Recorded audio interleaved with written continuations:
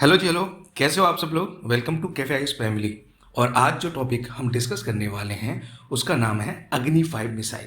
तो अग्नि 5 मिसाइल जो अभी रिसेंटली टेस्ट हुआ है वो इंडिया के लिए कितना सिग्निफिकेंट है, वो उसमें कौन कौन सी टेक्नोलॉजीज यूज हुई हैं और उसके कुछ की फैक्ट्स क्या हैं, वो एग्जाम के लिए किस तरह से इंपॉर्टेंट है, विल टॉक अबाउट दैट। ठीक है।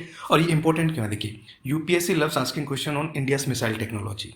और जो रिसेंट अग्नि 5 का जो टेस्ट हुआ है it's a game changer and you can not afford to miss. देखिए, आप इमेजिन कीजिए, आप उड़ीसा के किसी बीच पे हैं, चांदीपुर के आसपास। एक जाइंट मेटल बर्ड प्रिपेयर कर रहा है टेक ऑफ के लिए। वो कोई पैसेंजर एयरक्राफ्ट नहीं है, बट इंडिया का मोस्ट पावरफुल डिफेंस अचीवमेंट है, one of the most powerful, अग्नि 5 मिसाइल। और ये टेस्ट हुआ था 20 अगस्त 2025, यानी कि 2 दिन 3 दिन पहले। ये मिसाइल IRBM है जो सक्सेसफुली टेस्ट फायर हुई थी।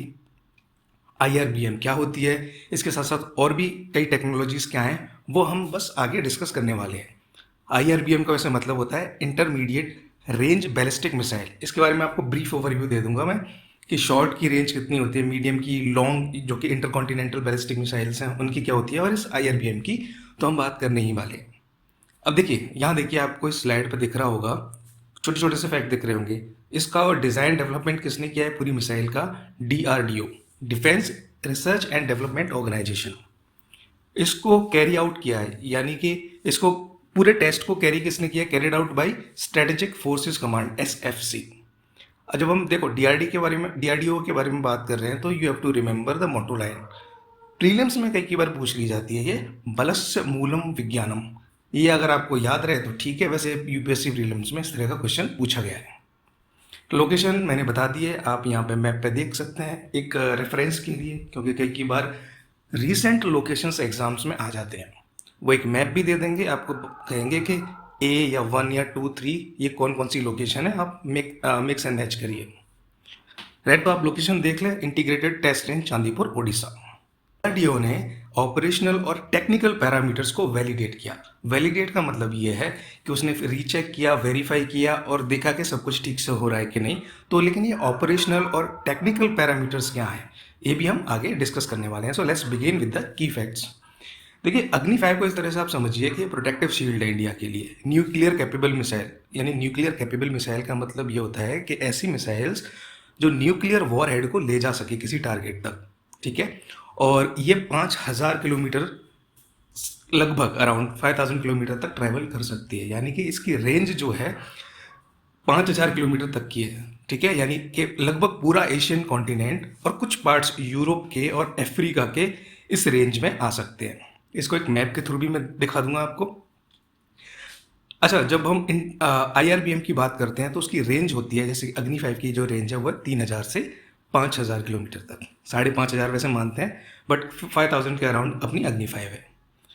ये मिसाइल को आप ऐसे समझो कि एक स्टोर्ड करके रखा हुआ है हमने रेडीमेड वेपन, जिसको हम बोलते हैं कैनिस्टराइज्ड। कैनिस्टराइज्ड का मतलब क्या होता है कि ऐसा कोई वेपन जिसको हम रेडी करके रख सकते हैं, वर्षों तक स्टोर करके रख सकते हैं। और इसको जब जरूरत पड़े तो हम किसी भी ट्रांसपोर्ट मीडियम से, जैसे कि रोड से, रेल से इसको ट्रांसपोर्ट कर सकते हैं और इसको रेडी करके मिनट्स में लॉन्च कर सकते हैं। तो इस तरह का ये स्टोर्ड स्वॉर्ड है, मोबिलिटी से संबंधित बातें हैं और इसको तुरंत रेडी किया जा सकता है। इसको कहते हैं कैनिस्टराइज्ड, CANISTERIZED, ठीक है। आपको वर्ड याद रह जाए, अपने आंसर्स में यूज करोगे तो it will create an impression. मतलब मैंने समझा दिया है। अच्छा, इससे पहले हम बात कर रहे थे DRDO ने इसके कुछ पैरामीटर्स को वैलिडेट किया है, जैसे कि टेक्निकल पैरामीटर्स, ऑपरेशनल पैरामीटर्स। तो देखो, टेक्निकल पैरामीटर्स में क्या आते हैं? जब हम टेक्निकल की बात करते हैं, they are all about engineering and science aspects, यानी कि मिसाइल को जैसे डिज़ाइन किया गया था वैसे परफॉर्म कर रही है या नहीं। For example, we can talk about engine performance, we can talk about flight path.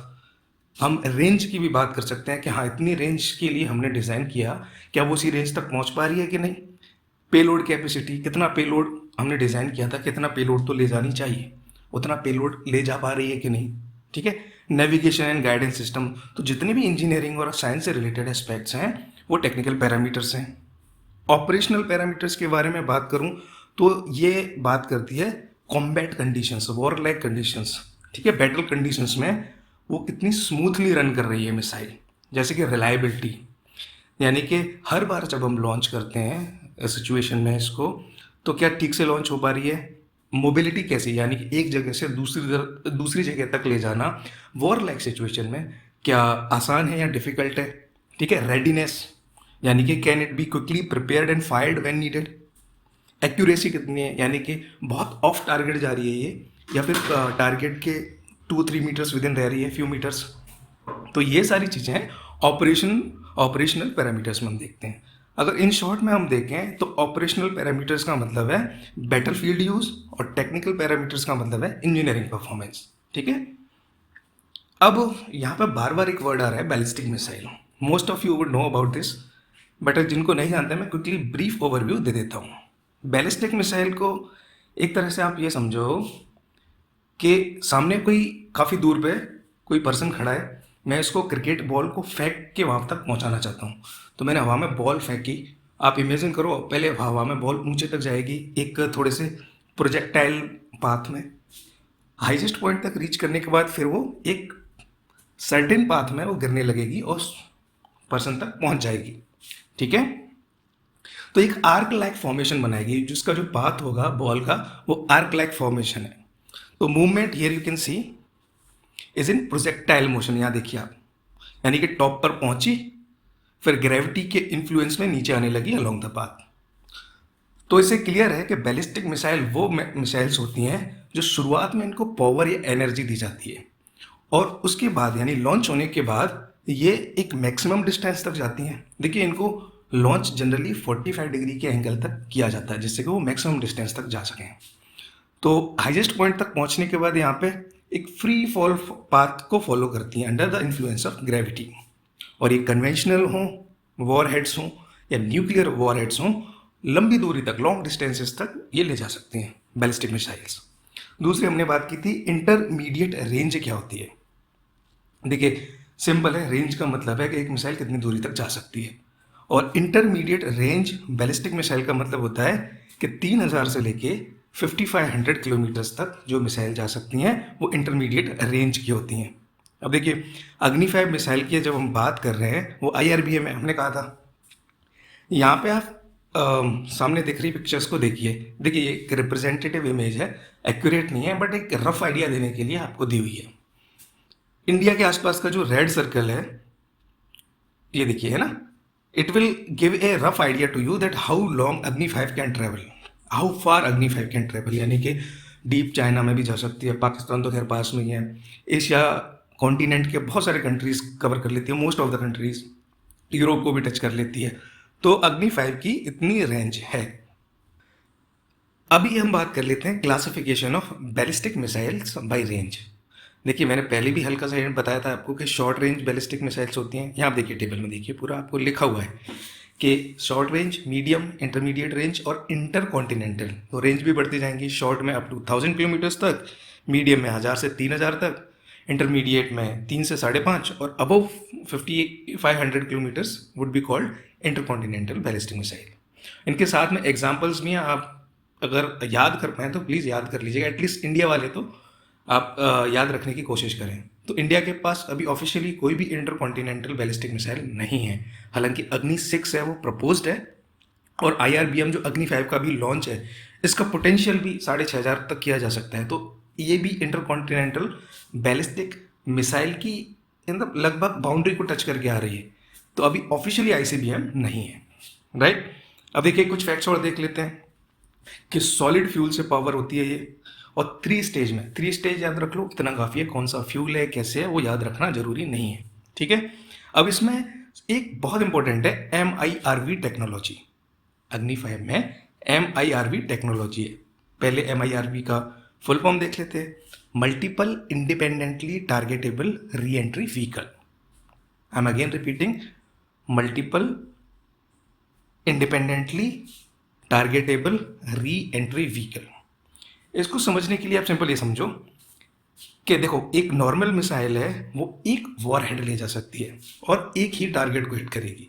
यहाँ पे आप पिक्चर में देखिए कि नॉर्मल मिसाइल और एक वॉर हेड, जबकि MIRV मिसाइल होती हैं उसमें बहुत सारे छोटे छोटे वॉर हेड्स होते हैं एक ही मिसाइल में। साइड में ये भी देख लो कंपेरिजन के लिए, सिंगल वॉरहेड है, ये मल्टीपल वॉरहेड्स हैं, ठीक है। You are having some idea now, okay.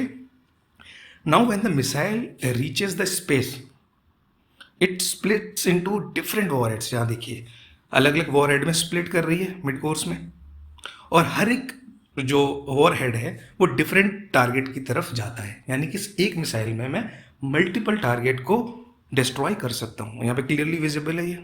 अब ये इंपॉर्टेंट क्यों है हमारी एयरवी टेक्नोलॉजी, कि एक मिसाइल है, बहुत सारे टारगेट हैं, तो बहुत पावरफुल है।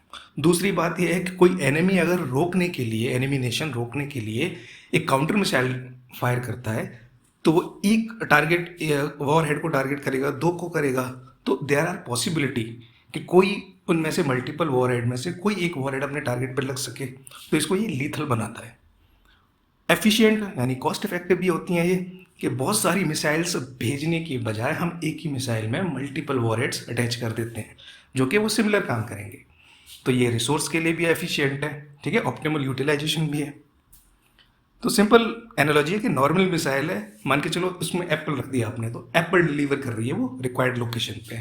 और एक MIRV मिसाइल जैसे कि अग्नि है, वो कैसे है कि मान लो कि उसमें एक फ्रूट बास्केट है, उसमें एप्पल भी है, ऑरेंज भी है, बनाना भी है, वो अलग अलग रास्ते में जहाँ पे उसका टारगेट सेट किया होता है, वो अलग अलग हाउसेज में वो अपने फ्रूट्स को डिलीवर कर देती है। तो बस ये सिंपल सा लॉजिक है। तो in short, MIRV technology makes a single missile capable of hitting multiple places and at the same time, and making it very powerful and difficult to defend against, ठीक है। और इंडिया के लिए ये पूरा टेस्ट इतना मैटर क्यों करता है? देखिए, credible minimum deterrence, India generally war शुरू नहीं करता, we are peace loving nation, लेकिन कुछ ना कुछ ऐसा नहीं है कि वो कहते ना, क्षमा शोभती उस जंग को जिसके पास गरल हो, यानी कि क्षमा उसको ही शोभा देती है, पीस की बातें करना उसको ही सेवा देता है जिसके पास पावर हो, ठीक है, जो सामने वाले को डैमेज करने की क्षमता रखता हो, डिस्ट्रॉय करने की कैपेबिलिटी रखता हो। तो अग्नि 5 वही कैपेबिलिटी इंडिया को देती है, एक स्ट्रॉन्ग डिटरेंस देती है कि भाई अगर हमने इंडिया पर अटैक किया तो इनके पास ऐसे वेपन्स हैं कि ये बहुत डीप डैमेज कर सकते हैं। तो इससे क्रेडिबल मिनिमम डिटरेंस। दूसरा, देखिए आप सबको पता होगा इंडिया फॉलो करता है no first use policy, nuclear weapon को पहले यूज नहीं करेगा इंडिया किसी भी कंडीशन में। लेकिन अगर कोई कर दे तो उसके खिलाफ कोई दूसरा नेशन, एनिमी नेशन, तो इस केस में इंडिया सेकंड स्ट्राइक कैपेबिलिटी रखता है, यानी कि वो बहुत मारक क्षमता रखता है और वो स्ट्राइक करेगा। तो even if India is attacked, अग्नि 5 type of missiles guarantee a strong response, right. तो ये सेकंड स्ट्राइक कैपेबिलिटीज़ को भी स्ट्रेंथन कर दिया, एनहेंस कर दिए। और साथ में तीसरा पॉइंट देखिए आप, न्यूक्लियर ट्रायड है उसको भी स्ट्रेंथन करती है। न्यूक्लियर ट्रायड क्या होती है? इसका मतलब ये है कि country can launch nuclear weapons in 3 different ways. 3 different ways मतलब land, air and sea. Land से by missiles from the ground like Agni 5, air से बाई फाइटर प्लेन्स विच में ड्रॉप बॉम्ब्स और में launch missiles. For example India के पास कौन से हैं ऐसे फाइटर प्लेन्स जो मिसाइल लॉन्च कर सकते हैं, nuclear missiles? Sukhoi Su-30 MKI, Jaguar, ठीक है, इस तरह के फाइटर प्लेन्स हैं। सी के थ्रू सबमरीन, इंडिया के पास K-15, K-4 सबमरीन्स हैं जो इस तरह की न्यूक्लियर मिसाइल्स लॉन्च कर सकती हैं। तो 3 जगह से, तीनों जल थल नभ, कहीं से भी इंडिया लॉन्च कर सकता है। तो ये अग्नि 5 मिसाइल है ना, वो भी स्ट्रेंथन करती है इस न्यूक्लियर ट्रायड को, लैंड बेस, राइट। तो इसलिए कहते हैं कि अग्नि 5 इंडिया की न्यूक्लियर ट्रायड को बहुत सिक्योर भी बनाने की एक प्रयास करती है, राइट। और यूपीएससी एस्पिरेंट की फाइनली हम बात करते हैं कितना बहुत महत्वपूर्ण, बहुत इंपॉर्टेंट टॉपिक क्यों है। देखिए, अग्नि 5 की जब हम बात कर रहे हैं, we are talking about the science and technology, we are talking about the security, external threats, we are talking about the geopolitics, और we are also talking about India's strategic doctrines. And for exam, it is the perfect example of science and technology, international relations and defense policy in one topic. तो आप अगले topic में मिलते हैं। Thank you very much. Welcome. KFIS में समय देने के लिए धन्यवाद।